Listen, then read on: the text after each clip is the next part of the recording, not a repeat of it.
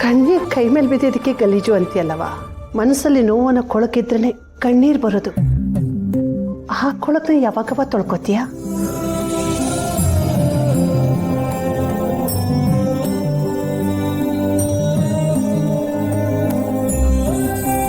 ನನ್ನ ಮನಸ್ಸಲ್ಲಿ ಕೊಳಕ ಶಾಂತಮ್ಮ. ನಮ್ಮಣ್ಣ ಮನ್ಸಾರೆ ಪ್ರೀತಿ ಹೇಗೆ ಕೊಡೋದು, ಮನಸ್ಸಲ್ಲಿ ಪ್ರೀತಿ ಹೇಗೆ ಇಟ್ಕೊಳ್ಳೋದು ಅಂತ ಕಲಿಸಿದ್ದಾನೆ ಹೊರತು ಯಾವತ್ತೂ ಕೊಳಕು ಗಲೀಜೆಲ್ಲ ಇಟ್ಕೊಳ್ಳೋದು ಕಲಿಸೇ ಇಲ್ಲ. ನೋವು ಕೊಟ್ಟು ಕಣ್ಣೀರು ಬರ್ಸೋ ವಿಷಯ ಎಲ್ಲ ಕೊಳಕೆ ಕಣವ. ಅಲ್ಲ ಶಾಂತಮ್ಮ, ನಂಗೆ ಇವಾಗ ಯಾವ ನೋವಿದೆ ಹೇಳು? ನಾನು ಆರಾಮಾಗಿ ಇದ್ದೀನಲ್ಲ. ಎಲ್ಲ ವಿಷಯ ಗೊತ್ತಿರೋ ನನ್ನ ಮುಂದೆನೇ ಇಷ್ಟೊಂದು ಸುಳ್ಳು ಹೇಳ್ತಿದ್ಯಾ? ಇನ್ನು ನೀನು ಆನಂದವಾಗಿ ಸಂತೋಷವಾಗಿ ಗಂಡನ ಜೊತೆ ಬದುಕ್ತಿದ್ಯಾ ಅಂತಿರೋ ನಿನ್ನ ಅಣ್ಣನಿಗೆ ಎಷ್ಟು ವಿಷಯ ನೀನು ಮುಚ್ಚಿಟ್ಟಿಲ್ಲ ಹೇಳು? ಮುಚ್ಚಿಡ್ದೆ ಇನ್ನೇನು ಮಾಡಲಿ ಶಾಂತಮ್ಮ? ಈ ವಿಷಯ ಏನಾರು ಅಣ್ಣಂಗೆ ಗೊತ್ತಾದ್ರೆ ಈ ಮನೆ ಒಂದು ಮಗನ ಮತ್ತೆ ಒಂದು ತಾಯಿನ ಕಳ್ಕೊಳತ್ತೆ. ಅದಕ್ಕೆ ನಾನು ಸುಮ್ಮನೆ ಆಗ್ಬಿಟ್ಟಿದ್ದೀನಿ, ಏನು ಹೇಳೋದೇ ಇಲ್ಲ. ಹಂಗಂತ ನೀನು ಗಂಡನ ಬಿಟ್ಬಿಡ್ತೀಯಾ? ಬಿಟ್ಟಿಲ್ಲ ಶಾಂತಮ್ಮ, ಬಿಟ್ಕೊಟ್ಟಿದ್ದೀನಿ ಅಷ್ಟೇ, ಬಿಟ್ಕೊಟ್ಟಿದ್ದೀನಿ. ಅಂದರೆ ನಿಮ್ಮಣ್ಣ ಸೋಲು ಒಪ್ಕೊಳ್ಳೋದನ್ನ ಕಲಿಸ್ಕೊಟ್ಟಿದ್ದಾನೇನು? ಸೋಲೋದೇನಲ್ಲ, ಸೋಲಲ್ಲಿ ಗೆಲುವನ್ನ ಹೇಗೆ ಕಾಣೋದು ಅಂತ ಕಲಿಸ್ಕೊಟ್ಟಿದ್ದಾನೆ ಶಾಂತಮ್ಮ. ಅಂದರೆ ಏನವ? ಸಂಸಾರದಲ್ಲಿ ಗೆದ್ರೆ ಮಾತ್ರ ಗೆಲುವು, ಸೋತ್ರೆ ಸಾವ? ಶಾಂತಮ್ಮ, ನಿಂಗೊಂದು ವಿಷಯ ಗೊತ್ತಾ? ನನ್ನ ಮನಸ್ಸಲ್ಲಿ ನಾನು ಯಾವತ್ತಿಲ್ಲ ಅಂತ ಗೊತ್ತಾಯ್ತೋ ಅವತ್ತಿಂದ ನಾನು ಬದುಕೇ ಇಲ್ಲ. ಅಂದರೆ ಇನ್ನೊಬ್ಬರ ಮನಸ್ಸಲ್ಲಿ ನಾವಿಲ್ಲ ಅಂದರೆ ನಮ್ಮ ಬದುಕಿಗೆ ಅರ್ಥ ಇಲ್ಲ ಅಂತನಾ? ಅಯ್ಯೋ ಶಾಂತಮ್ಮ, ಸೀನಾ ನಂಗೆ ಇನ್ನೊಬ್ಬ ಯಾರೋ ಅಲ್ಲ. 400-500 ಮನೆ ಇರೋ ಈ ಹಳ್ಳಿಯಾಗೆ ಅದೊಂದು ಮಾತಾಗಿ ನಿಲ್ತತೆ. ನಿನಗೆ ಕೆಪ್ತಿ ಆಯ್ತಾ? ಜಾತ್ರೆಯಲ್ಲಿ ಮಕ್ಕಳವ ಏನ್ ಹೇಳವಳೆ? ಕೈ ತುತ್ತು ದಾನ ಮಾಡಬಹುದು, ಕೈ ಸಿಕ್ಕಿರೋ ಪ್ರಸಾದನಲ್ಲ.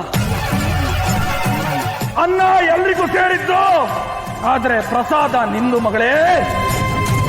ನೀನು ಅವಳು ಮಾತು ತಪ್ಪಿದ್ರೆ ಮಕ್ಕಳವನ ಮಾತು ಮುರಿದಂಗಾಗಕ್ಕಿಲ್ಲ, ಅವಳಿಗೆ ಮೋಸ ಮಾಡ್ದಂಗಾಗಕ್ಕಿಲ್ಲ. ನಾನು ಒಂದು ಮಾತು ಹೇಳ್ತೀನಿ ತಿಳಕ, ಸೀನಾ ಯಾವತ್ತಿದ್ರು ನಿನ್ ಗಂಡನೇ, ನೀನ್ ಯಾವತ್ತಿದ್ರು ಸೀನನ್ ಹೇಳ್ತೀಯ. ನೀವಿಬ್ರು ದೇವರು ಮಾಡಿಸಿದ ಜೋಡಿ. ಇದನ್ನ ಕಿತ್ಕೊಳಕ್ಕೆ ಯಾರಿಂದನೂ ಸಾಧ್ಯ ಇಲ್ಲ. ಬೇಡ ಕಣವ, ಬಿಟ್ಕೊಡ್ಬೇಡ. ಅದು ಸೀನನ ಪ್ರೀತಿ, ನಿನ್ನ ಹಕ್ಕು. ಮತ್ತೆ ನೀನು ಅದನ್ನು ಪಡ್ಕೋಬೇಕಾದ್ರೆ ನಾನು ಹೇಳ್ದಂಗೆ ನೀನು ಕೇಳು. ಬಾಯ್.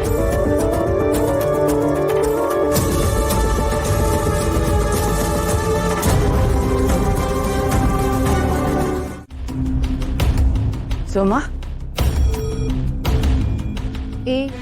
ಯಾಕೋ ಹಾಗೆ ನನ್ನ ನೋಡಿ ಮುಖ ತಿರುಗಿಸ್ತಾ ಇದೆಯಾ? ಮಕ ಯಾವ ಕಡೆ ಇದ್ರೇನಂತೆ ಆಡೋ ಮಾತು ಕಿವಿಗೆ ಬೀಳೆ ಬೀಳ್ತದೆ. ಯಾಕೋ, ಏನು ಆಯ್ತು ನಿನಗೆ? ನಿಮ್ಮ ಅಣ್ಣನ ಮೇಲೆ ಕೋಪನಾ? ನಂಗೆ ಅವನ ಮ್ಯಾಕೆ ಬರೀ ಕೋಪ, ಆದ್ರೆ ಅವನ್ಗೆ ನಮ್ಮ ಮ್ಯಾಗೆ ಸೇಡ್ ಐತೆ. ಯಾರೋ ಹೇಳಿದ್ ನಿನಗೆ? ಆ ಥರ ಎಲ್ಲ ಏನೂ ಇಲ್ಲ. ನೀನು ಅಂದ್ರೆ ಅವ್ರ ಜೀವನೇ ಬಿಡ್ತಾರೆ ಗೊತ್ತಾ? ಇಲ್ಲ, ನಂಗೆ ಮರ್ತೋಗದೆ. ಹೇಳೋ ಮಾತು ಕೇಳೋ, ಉಲ್ಟಾ ಮಾತಾಡ್ಬೇಡ. ಅಣ್ಣ ತಮ್ಮ ಇಬ್ರು ಜೋಡ್ ಎತ್ತಿನ ತರ ಇದ್ರಲ್ಲ, ಅದಕ್ಕೆ ಕತ್ತು ಎತ್ತದಂಗೆ ಮುರಿದಾಕಿರೋದು. ನೀನ್ ನೋಡಿದ್ಯಾ? ನಾನಲ್ಲ, ಮನು ನೋಡೋನೆ. ಮನು ಬರ್ಲಾ ಇಲ್ಲಿ. ಹೇಳ. ಮನು, ಸೋಮಂದು ನಮ್ಮ ಯಜಮಾನ್ರದ್ದು ಏನಾಯ್ತು ಅಂತ ಕರೆಕ್ಟಾಗಿ ಹೇಳು. ಅದ್ಕೆ ನಾನು ನಾಗಣ್ಣನೇ ಹೊಡೆದಿದ್ದು ಅಂತ ಹೇಳಲಿಲ್ಲ ಅದ್ಕೆ. ಆದ್ರೆ ಇವ್ರು ಹೇಳಿದ್ ನೋಡಿದ್ರೆ ಅವ್ರಂಗೆ ಇದ್ರು ಅಂತ ಅನಿಸ್ತದೆ. ಆದ್ರೆ ಇವರು ಸರಿಯಾಗಿ ನೋಡಿಲ್ಲ ಅಕ್ಕ. ಕೇಳಿಸ್ಕೊಂಡೇನು? ಸರಿಯಾಗಿ ನೋಡಿಲ್ಲ, ಏನೂ ಇಲ್ಲ. ನೀನ್ ನೋಡಿದ್ರೆ ಅವರೇ ಹೊಡೆದಿದ್ದಾರೆ ಅಂತ ನಂಬಿದ್ಯಾ? ನಂಬೋದಲ್ಲ, ಅದೇ ನಿಜ. ಇಲ್ಲಣ್ಣ, ನಾಗಣ್ಣ ತಮ್ಮನ್ಗೆ ಹೊಡೆಯಲ್ಲ. ಅವ್ರು ಹೊಡೆಯೋ ತಮ್ಮ ಅಂದ್ರೆ ನಾನು ಒಬ್ಬನೇ. ಕೇಳಿಸ್ಕೊಂಡೇನೋ? ಆ ಪೆದ್ದಂಗಿರೋ ಬುದ್ಧಿನೂ ನಿನಗಿಲ್ವಲ್ಲ. ನೋಡಿ ಅದಕ್ಕೆ ಸುಮ್ಕೆ ಮತ್ತೆ ಜಗಳಕ್ಕೆ ಬರಬೇಡಿ. ಇಷ್ಟೊತ್ತು ಗಂಡ ಬೈದಿದ್ದಾಯ್ತು, ಈಗ ಹೆಂಡ್ತಿ ಬಂದವಳೆ. ನಾನೇ 4 ಕೊಡೋಣ ಅನ್ಕೊಂಡಿದ್ದೆ, ನಿಮ್ಮ ಅಣ್ಣ ಕೊಟ್ಟು ಸರಿಯಾಗಿ ಮಾಡಿದ್ದಾರೆ. ಸರಿ ಈ ವಿಷಯ ಸರಿ ಹೋಗೋ ಥರ ನನಗೇನು ಕಾಣಿಸ್ತಿಲ್ಲ. ಆದರೆ ಈ ವಿಷಯ ಎಲ್ಲೂ ಹೊರಗಡೆ ಹೋಗಬಾರ್ದು. ಇಲ್ಲಾಂದ್ರೆ ಮಾಸ್ತಿ ಕೊಪ್ಪಲಲ್ಲಿ ಅಣ್ಣ ತಮ್ಮಂದ್ರ ಮಧ್ಯೆ ಬಿರುಕು ಬಂದಿದೆ, ಇಬ್ರು ಜಗಳ ಆಡ್ಕೊಂಡಿದ್ದಾರೆ ಅಂತ ಸುದ್ದಿ ಆಗುತ್ತೆ.